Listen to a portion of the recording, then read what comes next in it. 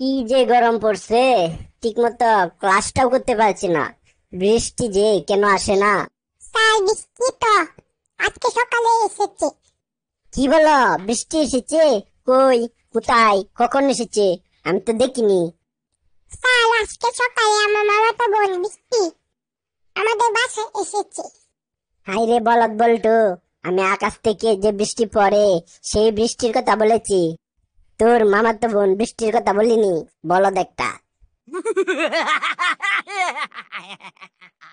বল্টু, জীবনে মরুভূমি দেখেছ? বলো তো মরুভূমি কি? স্যার যেখানে গাছপালা থাকে না ও প্রচুর গরম পড়ে তাকে মরুভূমি বলে। আর আমরা তো মরুভূমিতেই থাকি।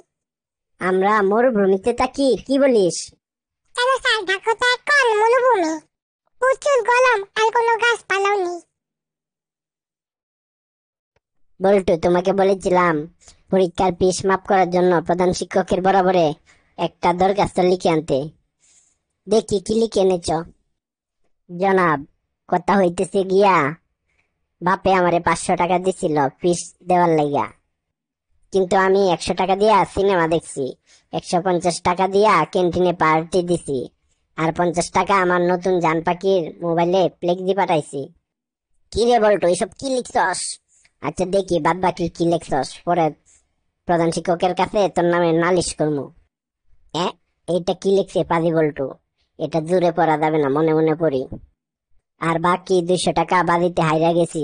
ইংরেজি ম্যাডামের লগে সমাজ স্যারের ইটিস পিটিস চলতেছে, এই লইয়া পল্টুর সাথে বাজি ধরছিলাম।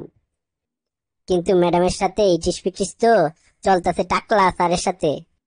এখন স্যার আপনার কাছে দুইটা রাস্তা খোলা, ফিস মাফ করেন নাইলে পদ্মা পাশ করে দিব। আপনার একান্ত বাধ্যগত ছাত্র বল্টু। এই বল্টু তো আমারে পেঁচে পালাইয়া দিচ্ছে। এখন তো ওর পরীক্ষার ফিস আমার পকেট থেকেই ভরতে হবে। বল্টু, তোরে আমি খাইছি। কিরে বন্ধু, মন খারাপ কেন? বউ রাগ করে আমার লগে 2 সপ্তাহ ধরে কথা কয় না। এমন বউ রেখে কি লাভ, ভাবছি ছেড়েই দিমু। বলিস কি? তোর তো ঈদ লেগে গেছে, এমন বউ ছেড়ে না দিয়ে আরো বেশি আগলে রাখ। বাই দা ওয়ে, কি করলে বউ 2 সপ্তাহ চুপ থাকবে সেই বুদ্ধিটা আমারে শিখাইয়া দে।